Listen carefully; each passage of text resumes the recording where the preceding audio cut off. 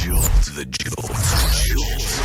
This is The Jolt with Larry Flick on Sirius XM OutQ.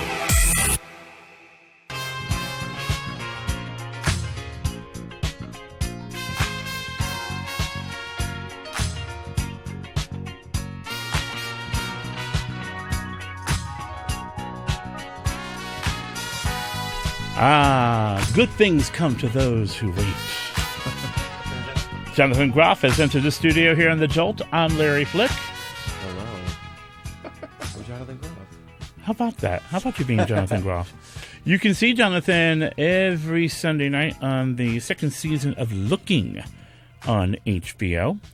And keep in mind, in our next hour, Hawk Kincaid and Chris Harder from rentboy.com.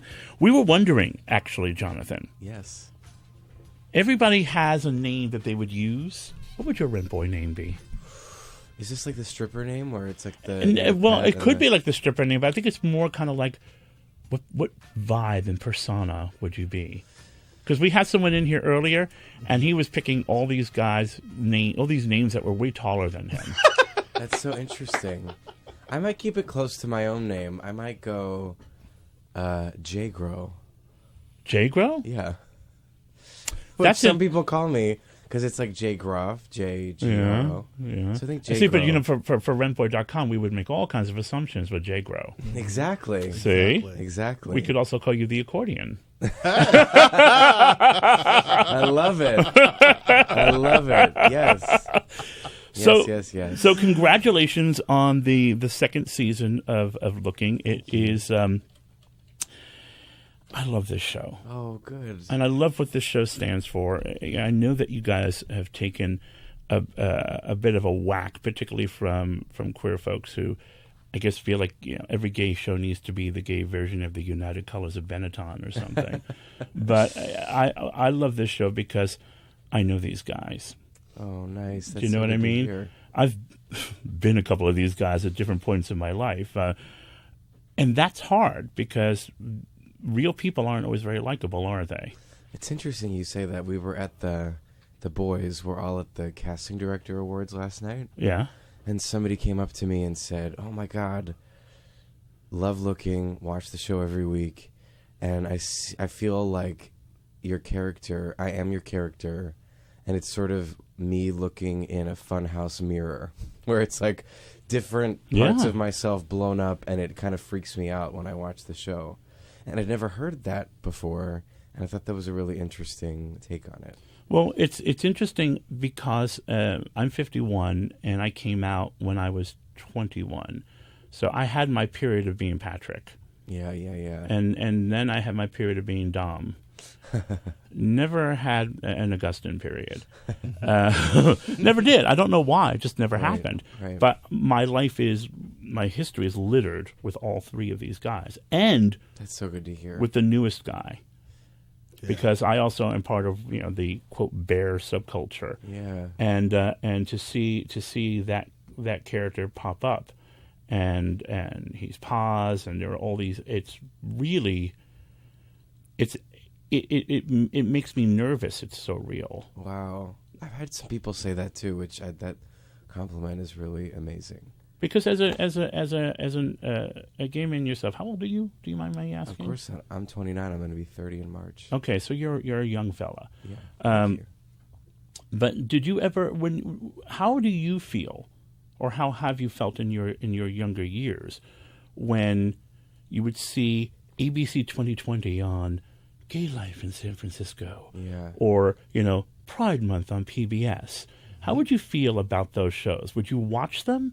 Were you a Will and Grace viewer? Yes. When I was in 8th grade, 9th grade, when Will and Grace came out, and I remember seeing the billboards. I'm from Lancaster, Pennsylvania, very conservative, sort of small town, and so nobody really talked about being gay that much. In my community theater, there were people that were out, and so I knew people there, but this is before I had worked there, so I didn't know much about gay culture, and seeing the poster for Will and Grace was kind of like a mirage in a way, even though I didn't feel like I was necessarily a Will or a Jack. Obviously, I was 13 years old, but it felt really good just to know that there were other gay people out there.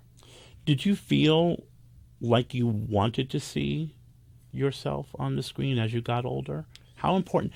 Because I'm always intrigued and sometimes perplexed by people who seem to demand an image of themselves on screen. I've never felt that compulsion. Yeah. Did you ever want that as a younger guy? You mean as far as being gay is concerned? Yeah. Did you ever want to see someone who reminded you of Jonathan? Yeah.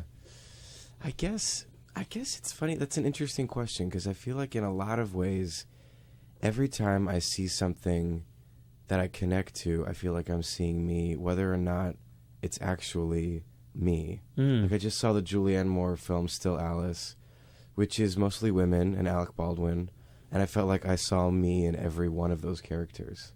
So I guess that's how I think about it personally when I go see things. I'm not necessarily looking to see a 29-year-old gay white actor.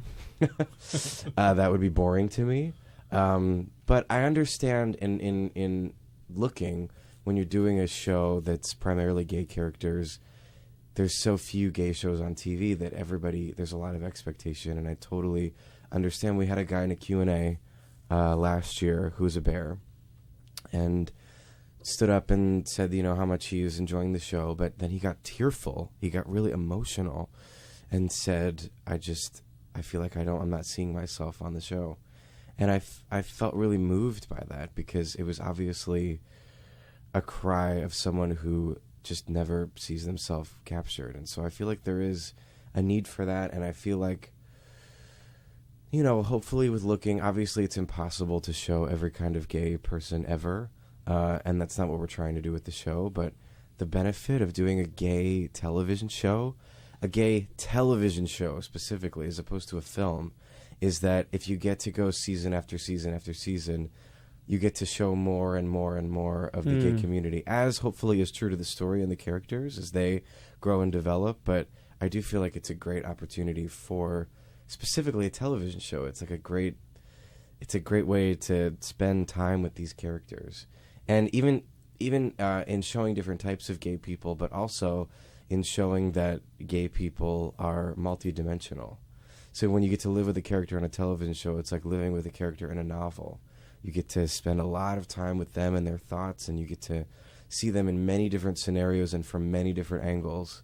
And with gay men, I think often, especially in entertainment, we like to place them in one sort of category. And so having the opportunity on a TV show to show people, even the characters that are already on the show, from different angles, I think is a really great opportunity to make the gay experience multidimensional. I agree with you. Again, that's Jonathan Groff visiting with us on The Jolt. Looking is on Sundays, HBO. It's funny because we were talking about, I had heard about that guy who was so emotional, and we talked about it a little bit earlier. And earlier I was thinking, oh, shut up. But then I thought, okay, the thing about Looking is that it's so, because of its location. If you've ever been to San Francisco, these guys are so close to the bear subculture, just in geographic proximity, that you are kind of waiting for one to kind of walk across the screen. Yeah, absolutely. As opposed to, it would make less sense if they were in New York City, even though there's a big population of bears here. It's not bear country like San Francisco. But to me also, though, that kind of reaction comes from the fact that Looking is so real, and Will and Grace, while I enjoy it too, was so not.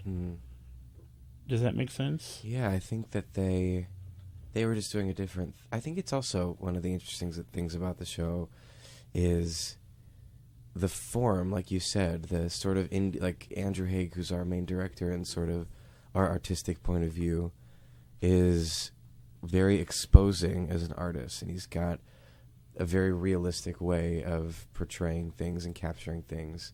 And so it's hopefully entertaining and hopefully funny and hopefully moving, but ultimately I feel like he really illuminates intimacy. And so it is forcing you to look at something sort of up close and personal, warts and all, as opposed to something sort of salacious and crazy or something maybe super funny and hilarious. It's, like you said, a more realistic approach. Do you get nervous that Patrick isn't more likable? I don't get nervous about that. I don't. I think maybe it's because I connect to him so much. So, because I think he is, for better for worse. I think he is ultimately very likable, but I just think the most likable people make some really unfortunate choices. Mm-hmm. You know, but absolutely. But in TV, someone needs to be the hero. You look like the most like the guy who would be the hero on this show, and yet he's kind of almost the most fucked up on the show. Hot mess. No, I mean, think about the issues that Patrick has versus the others. Yeah, he's kind of the most messed up.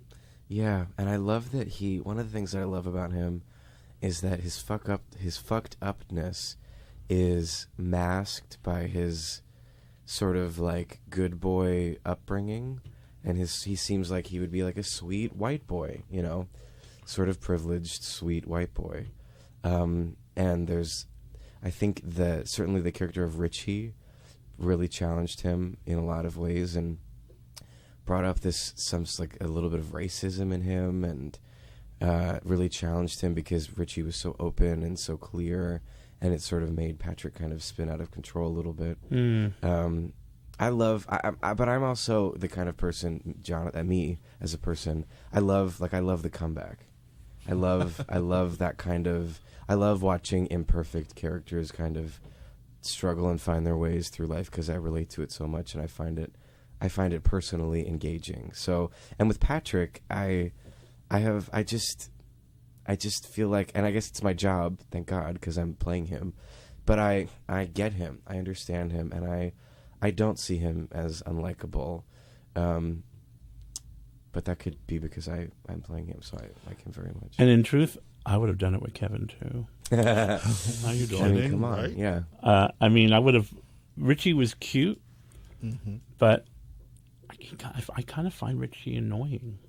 Really? Yeah, I was like, interesting. I think I find him a little self-righteous. I'm like, ain't that deep, girl? Well, it's not that deep, but I think Interesting. it's his interaction with Jonathan's character that it's annoying because he can't seem to get a fix on him. And it makes it more frustrating to have to deal with him. Like that scene in the kitchen after he brings home the friend, and you're just kind of like, okay, it's very uncomfortable. And he's like, hey, maybe we should have lunch. It's like, no. Yeah, right. We're not going to have lunch. But no, see, I don't think I would pick either of these guys for Patrick long term, but I would pick Kevin on the short term. Interesting. Yeah, because I think Kevin has more to offer to Patrick. Yeah.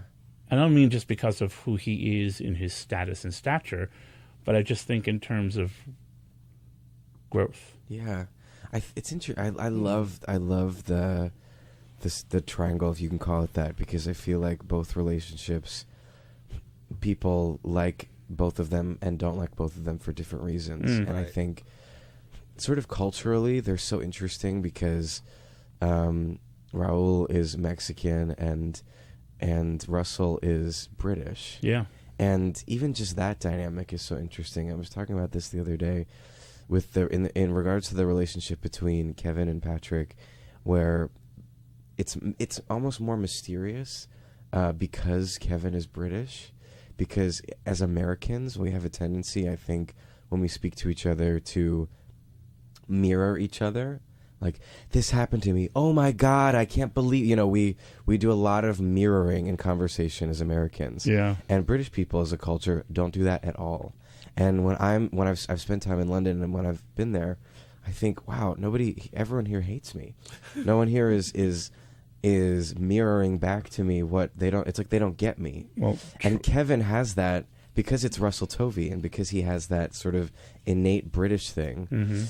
He has that quality, and I think that makes the character of the boss all the more mysterious because you wonder, is this person hiding something? Is this just his sort of Britishness that's keeping him sort of a little, his cards a little close to the vest? Well, it's a little bit of both. As someone married to a Brit. Oh, interesting. Yeah, they don't mirror. Yeah, they don't, right? And they will do it just to fuck with you. Yes. I've been with my So true. I've been with my Welshie for 11 and a half years. Give up the ghost, Jonathan. It ain't never going to happen. Isn't it interesting? It's fucking annoying is what it is. That's hilarious. Yeah. And in fact, I know after 11 and a half years that sometimes the iciness in the wall will come up just because they pull back into their cultural refinement. Yeah. And they'll say, well, that's because because you Americans are bleeding hearts. We're going to continue with Jonathan Groff here on The Jolt as we continue talking about looking. Stick around. The Jolt. This is The Jolt with Larry Flick on Sirius XM OutQ.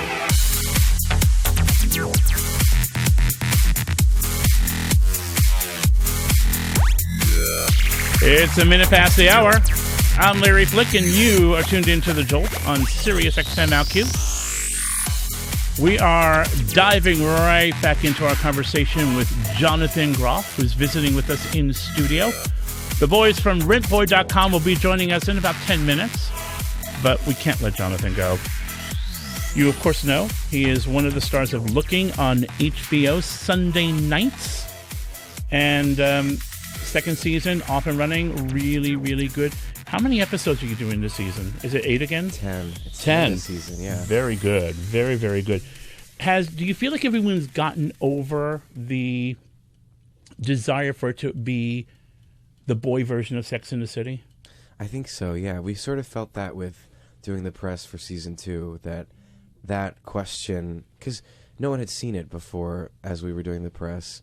And so I feel like when we're coming into season 2, the people that are asking us questions have, for the most part, seen the first season and know that it's stylistically and tonally something completely separate from Sex and the City or Girls. So that has sort of gone by the wayside a little bit. It's its own animal. Yeah.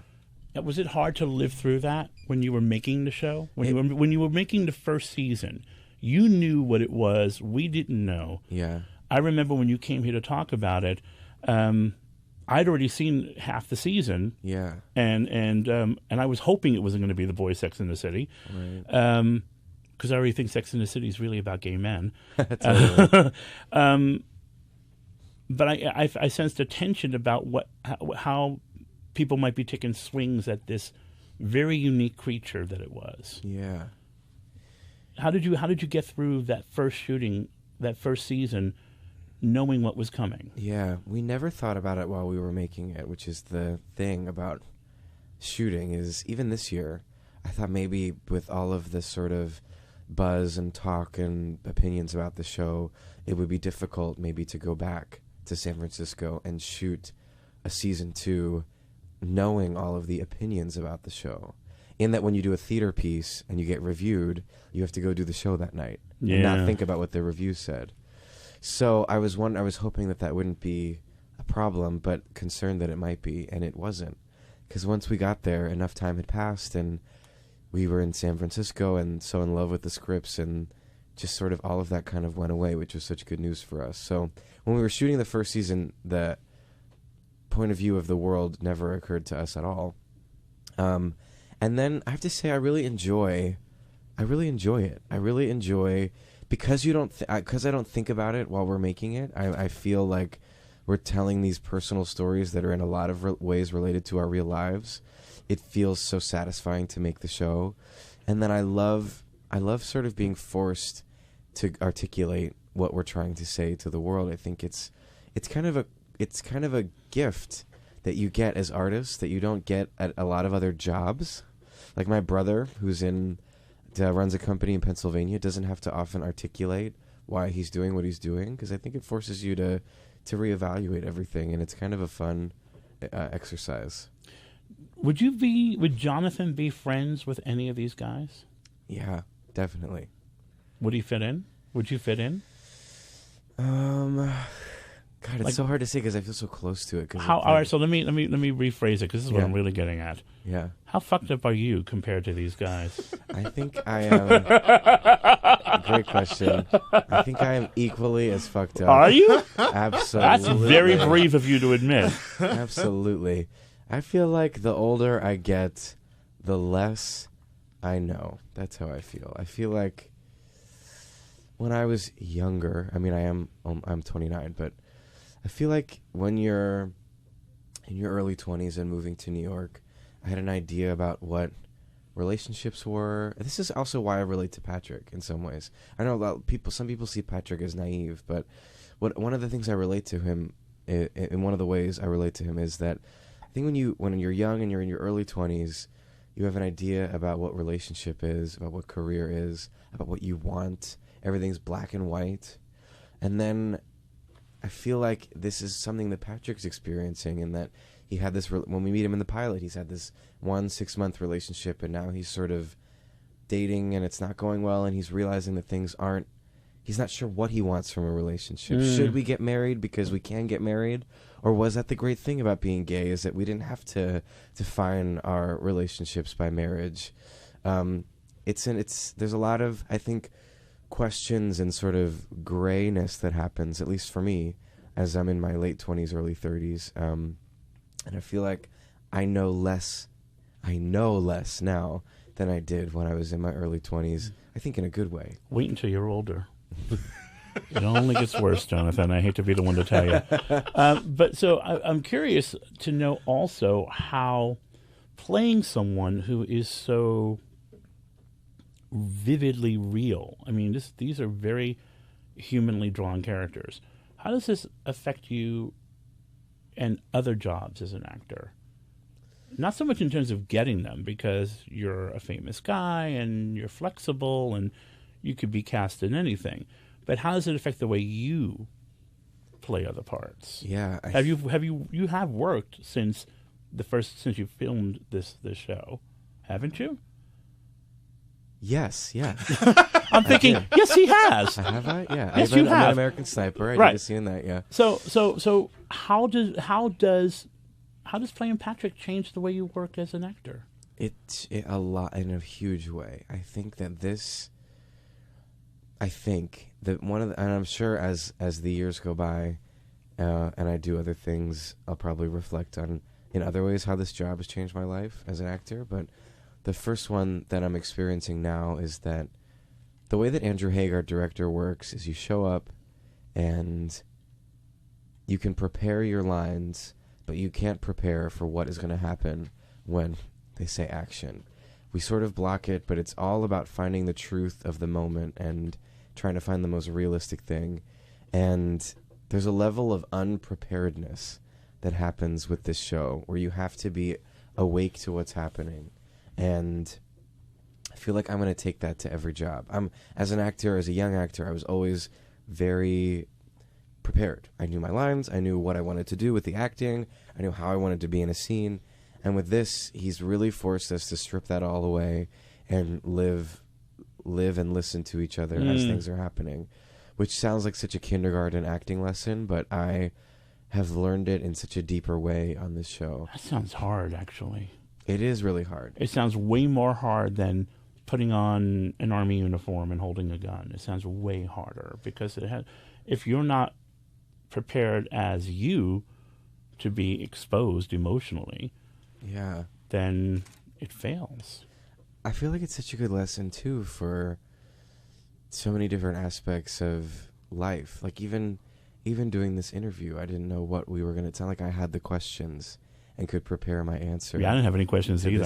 We're just here. We're just like talking, and it makes the moment of the interview or the moment of acting the scene so much more interesting, and so much more authentically you, and authentically the chemistry of what's happening in the room, which makes it more interesting to watch, I think. So it's a lesson that I'm carrying with me, in all different aspects. And I'll bet they're just falling off him right now, honey. Because what's falling off me?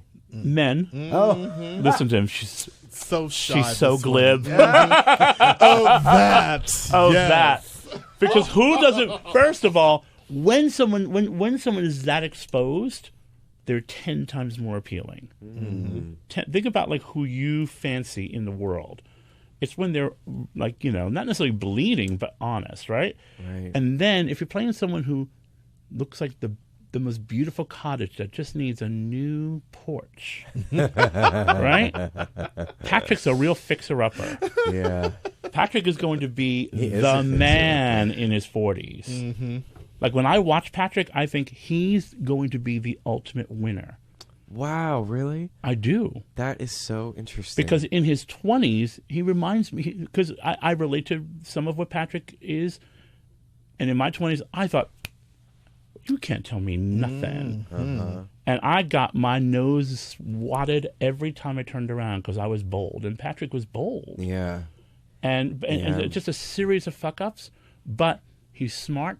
He's ultimately a decent dude. Yeah. And he's more driven by his dick than he wants to admit. Yeah. Totally. Isn't that interesting? Yep. I love that Because about... good boys are not supposed to be. Well, exactly. Right. That's not how I was raised. No. That's not how I was raised. No. And I love that about the first episode of season 2, that he's putting on this, let's all go for a hike. Stop being so sexual, Augustine. You know, it's like this, you're like, oh my God, would you just shut up for a second, Patch? He's so tightly wound. And then as the episode progresses and he takes the Molly and he calls Kevin, and Kevin comes up and fucks him against the tree, and you're like, okay, this is what's really going on under the surface. This is why your volume is at such a high decibel at the beginning, because you're not dealing with what you actually need to be dealing with. Well, it's also, if you're watching the show from the very start, it's a perfect full circle from the first 5 minutes of the first episode. Totally. Such a smart on the writer's Because in those first 5 minutes, you're watching Patrick and you're thinking, just get a blowjob. What's wrong with you? Yeah. And he's like, I can't do it. I can't do it. I can't do it. Now, the guy wasn't really hot, but, you know, in the park, in the bushes, who's looking at hot? Yeah, it is a nice, and Patrick says at the end of episode 1 of season 2, when he walks back over to Dom and Augustine, he says, well, I finally did it in the woods. It's like the writers were doing a callback exactly. It was a total to that circle. Moment. It was a total circle. Yeah. But that's the story of Patrick's life. Yeah, exactly. Because he's someday going to be Kevin. He's going to someday be Kevin. And then after that, it'll all be fine. Wow. He's going to be Kevin in his 30s. And then Patrick is going to be the winner in his 40s. Interesting. Look at that. I love that you're like laying out 10 seasons, which I'm loving for. I really like this show, Jonathan, so keep at it. Okay, we have to let Jonathan move on to his next visit. We've held him way too long, but I hope you'll come back. Of course, anytime. Look for Jonathan Groff in Looking on HBO Sunday nights. Stick around. The boys of Rent Boy, they're coming up. Jolt.